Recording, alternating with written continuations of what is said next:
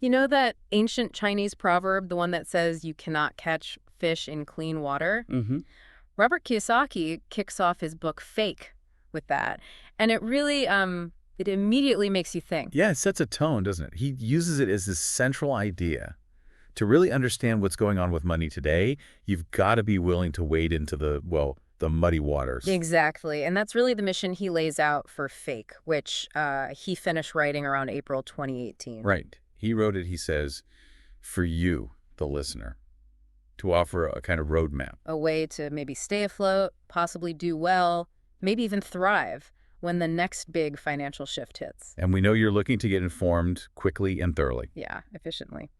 So in this deep dive, we're going straight to the core ideas in Fake. We're going to unpack what Kiyosaki calls fake money, fake teachers, and fake assets. And the goal is to pull out those key insights, give you some practical examples, maybe some takeaways you can actually use. See how it applies to your own financial life, right? And the book's dedication is pretty powerful, too.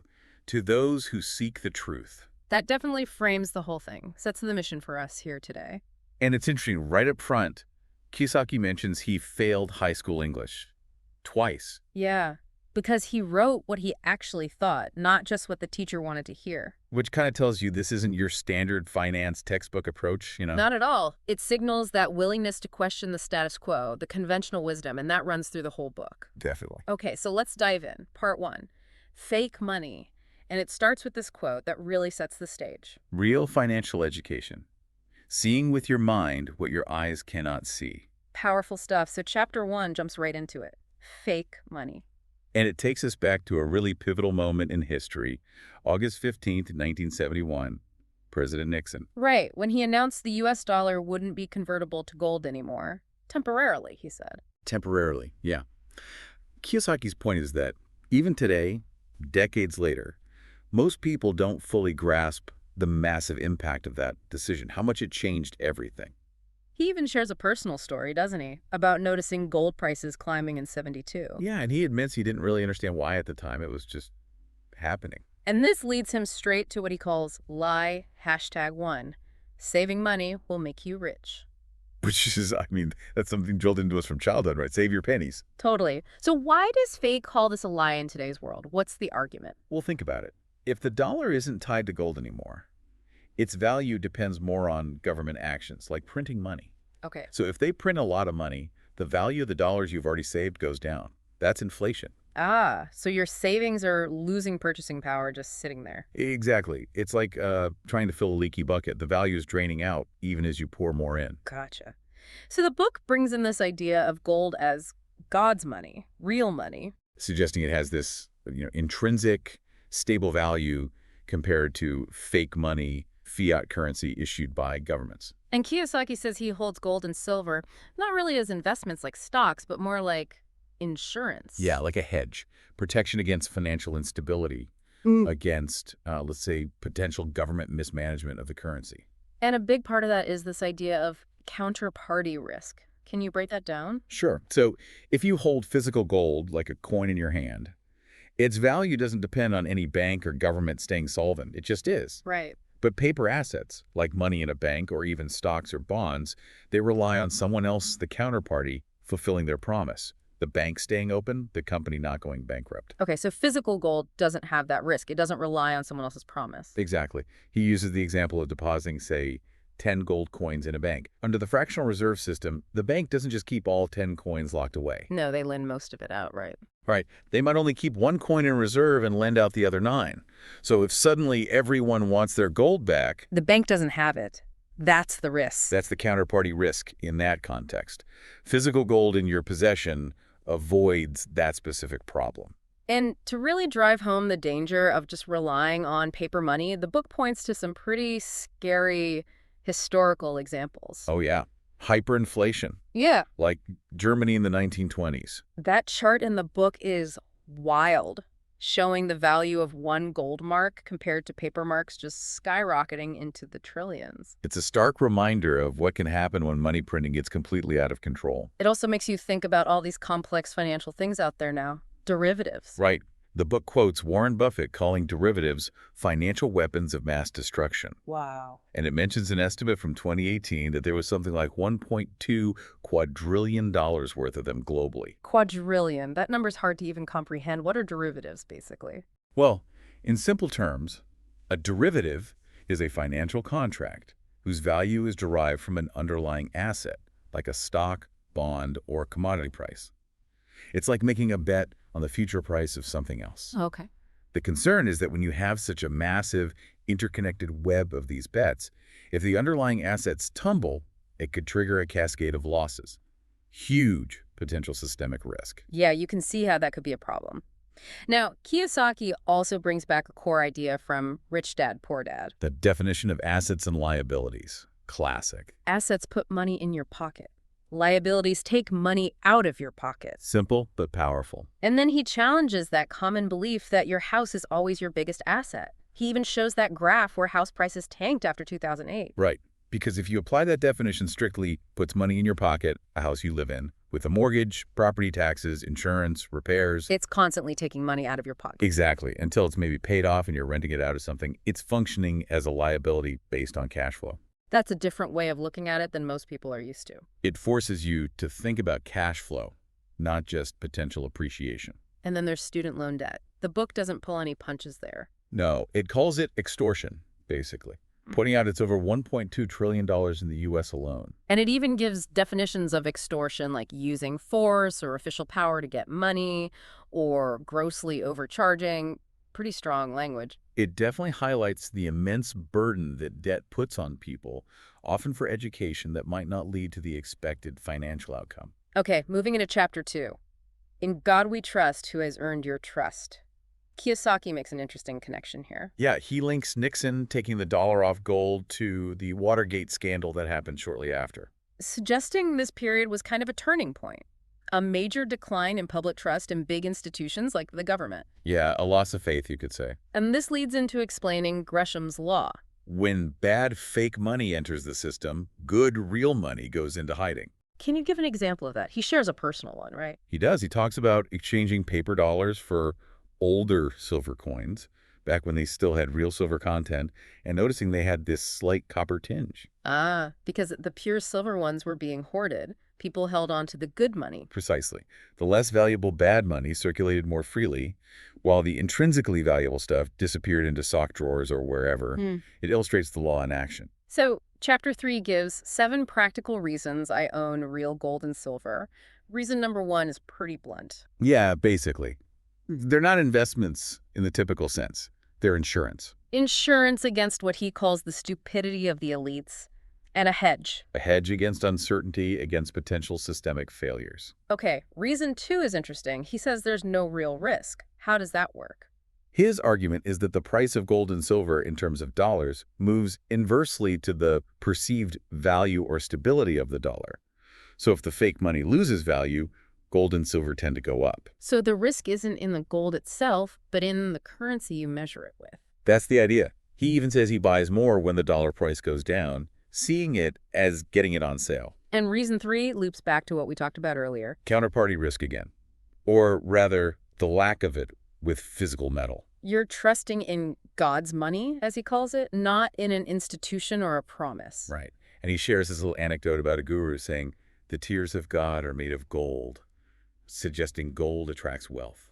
Which sounds a bit mystical, maybe? Maybe, but Kiyosaki interprets it more practically. Sure. Gold holds its value, its purchasing power, regardless of what governments decide to do with their paper currencies. It's a stable store of value. This then leads into that great Texas saying, all hat, no cattle. Yeah, classic. Can you picture it? Totally. Big hat, fancy boots, maybe a big shiny truck, but no actual substance, no herd. Exactly. And in finance, it describes people or even institutions that look wealthy on the surface. Big houses, fancy cars, high stock prices maybe, but it's all built on debt.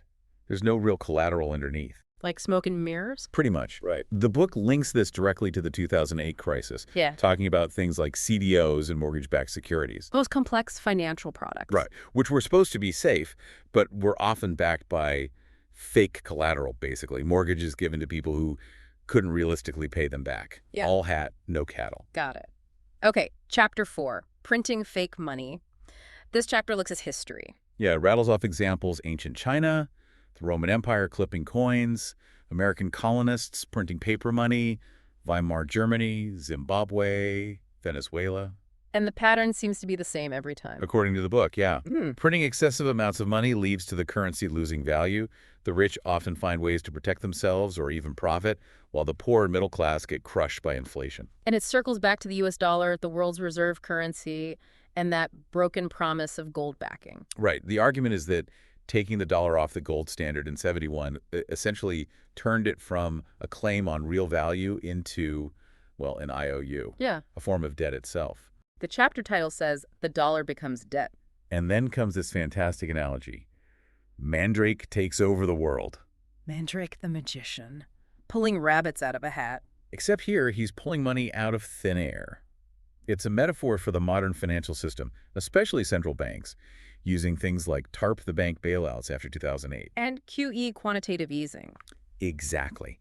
Injecting massive amounts of newly created digital money into the system to keep things afloat, keeping Mandrake's magic show going. But what's the consequence of all this money printing, this magic act? Well, the book argues it dramatically widens the gap between the rich and everyone else. It includes charts showing how income share has shifted drastically since the late 70s. Rich getting richer. And the poor and middle class basically treading water or falling behind. Yeah, the charts are pretty stark. So for you listening, what can you actually do with this information about fake money? Chapter 5 asks, how much money are you printing? How to take control? First, it really emphasizes how inflation, driven by money printing, hurts ordinary people the most. Your wages might not keep up, but the cost of groceries, gas, housing, that all goes up. Yeah, it erodes your standard of living. And then there's this really counterintuitive idea, savings, printing money. What does that even mean? It goes back to that fractional reserve banking system, when you put your savings in the bank. The bank doesn't just store it. They lend out a large portion of it, maybe 90%. Yep. That loan becomes new money in someone else's account. So my savings are actually enabling the creation of more money in the system. In a way, yes. Your deposit becomes the base for the bank to print more electronic money through lending.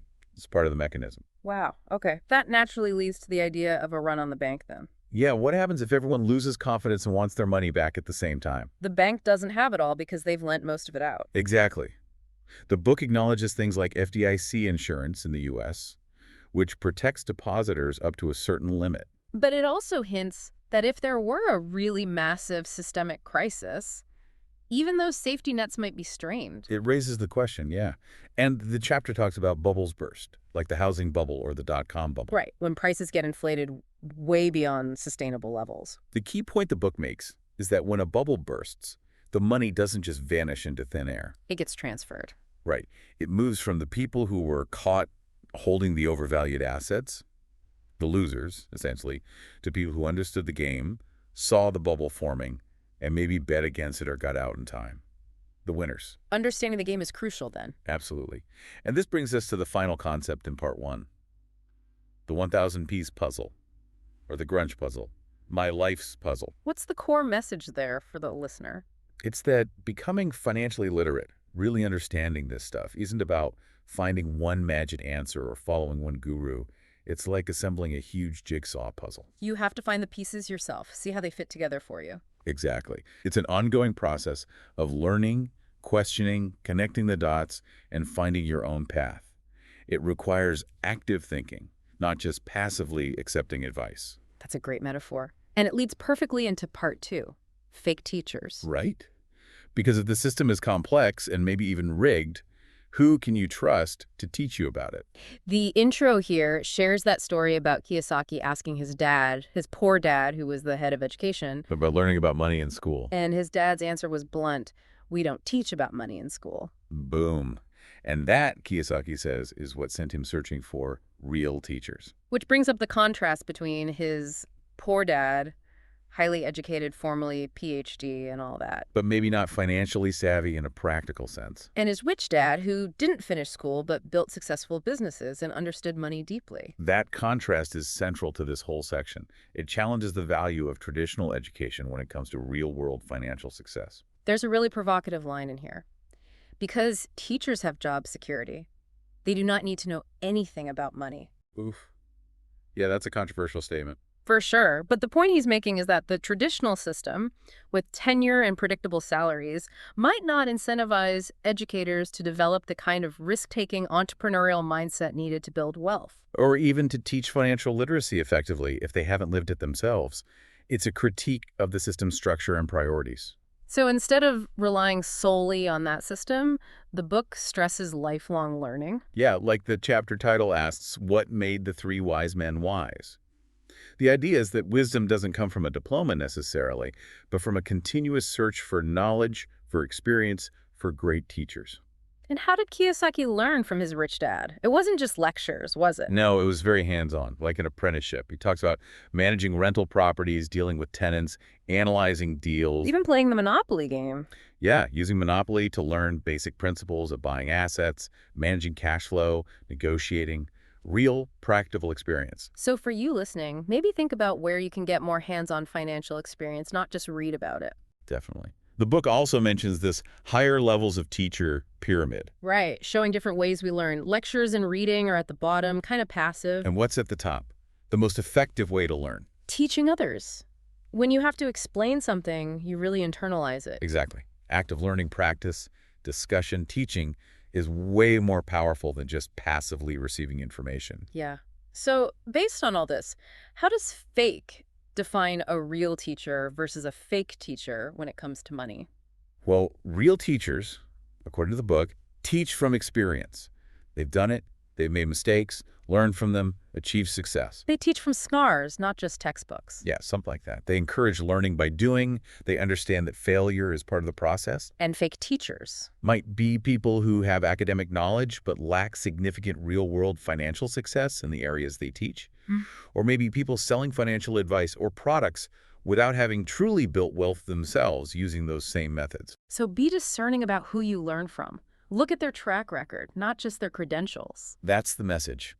Kiyosaki argues the fundamental flaw in traditional education is that it trains people to work for money. To be good employees. Right. Instead of teaching them how money works and how to make money work for them. He believes this lack of real financial education contributes directly to people struggling financially. He even coins this term, subprime education. What's the analogy there? It's comparing the rising cost of college and the massive student debt crisis to the subprime mortgage crisis. Okay. How so? The idea is that people are taking on huge debts for something, a college degree whose value might be inflated or might not provide the promised return, just like people took on mortgages they couldn't afford for houses whose prices were inflated. Paying a premium for something that might not deliver and being burdened by debt as a result. Exactly. It's questioning the automatic assumption that more traditional schooling always equals better financial outcomes, especially given the cost. Which raises that big question again, especially considering the income gap we talked about.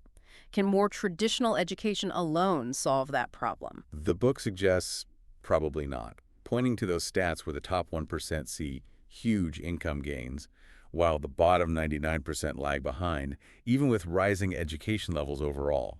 It implies different kinds of knowledge and skills might be needed. Really makes you think about what kind of education truly matters for financial well-being. Definitely. Which leads us into part 3, fake assets. All right. So we've talked fake money, fake teachers, now fake assets. What falls into this category? This section looks at things people commonly believe are solid assets, things that will secure their future. But Kiyosaki argues they might not actually put money in your pocket or offer real security. The intro kicks off with another provocative title, Why Retire Young? The Next Big Crisis. Yeah, signaling skepticism about traditional retirement plans right away. He suggests another crisis could be looming that hits retirees hard. And Chapter 15 digs into that. Who took my money? How retirement, pensions, and fake assets are causing the poor and the middle class to grow poorer. Ouch. Strong title again. Yeah. The core argument here is that many standard retirement vehicles, 401ks, IRAs, maybe even some pensions. Things most people rely on. Right. He argues they often funnel your money into Wall Street products, maybe mutual funds or other managed accounts, where fees eat into returns, and the investments themselves might be in fake assets that benefit the financial industry more than the saver. So the system is designed to take fees, maybe regardless of performance. That's part of the critique, and that the underlying investments might not be as solid or as beneficial to the individual as they appear. The book specifically highlights the baby boomer generation as being in a tough spot. Yeah, facing retirement, often with not enough savings, maybe still carrying debt, and sometimes caught in the sandwich generation squeeze. Supporting aging parents and adult children. Exactly. Facing significant financial pressures just as they're supposed to be winding down their working lives. And where are many boomers putting their retirement savings, according to the book? Increasingly in the stock market, because traditional savings accounts and bonds offer such low returns, especially after fees and inflation. They feel forced to chase higher returns in stocks. Right. Kiyosaki basically calls this gambling with their retirement nest egg, driven by necessity rather than maybe sound investment principles or understanding. He also distinguishes between fake gold and fake silver and the real thing. We touched on this, but what's the key difference in this context? It's about paper versus physical. Things like gold ETFs, exchange-traded funds, track the price of gold, but you don't own the actual metal. You own a share in a fund that supposedly owns the metal. Right. And that brings back counterparty risk. What if the fund doesn't actually have all the gold it claims? What if the institution running it fails? With physical gold or silver in your possession, you eliminate that specific risk. You hold the actual asset. That's the argument.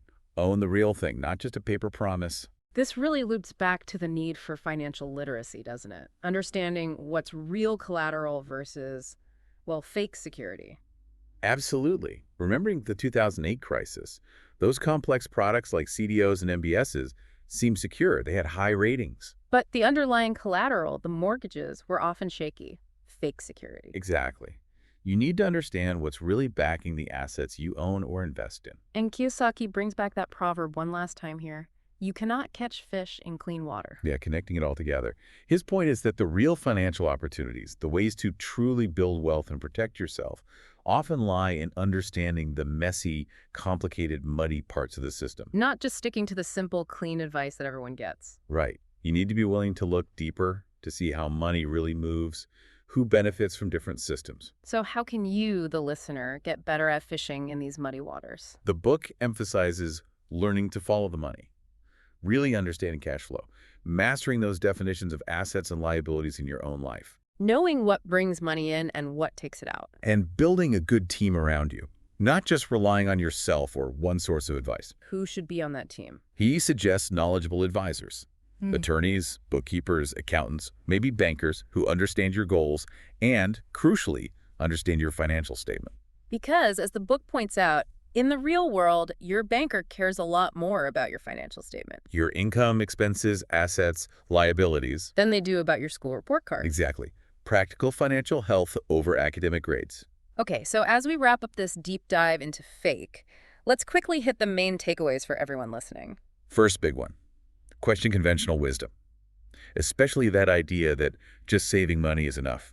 Context matters. Right. Second, understand the difference between fake money, fiat currency, and real assets like physical gold and silver, which have historical value. Third, always be aware of counterparty risk. Who do you depend on for your assets' value? Fourth, recognize the limits of traditional education for practical financial skills. You need more than just what school teaches. Fifth, seek out real teachers, people with real-world experience, and commit to lifelong learning. It's a journey. Sixth, get ruthless about defining assets and liabilities in your own life. Focus on acquiring things that genuinely put money in your pocket. Cash flow is king. And finally, the big umbrella takeaway. Develop your own financial intelligence. Learn how the game is played so you can navigate those muddy waters effectively. So here's that final thought for you to mull over. Kiyosaki's 1,000-piece puzzle. We really encourage you to actively look for those pieces yourself. Question everything. How do these ideas about fake money, teachers, and assets apply to your situation? What potential opportunities, what fish might you be missing if you only look in the clean water of standard financial advice? Lot to think about. Thanks for joining us for this deep dive.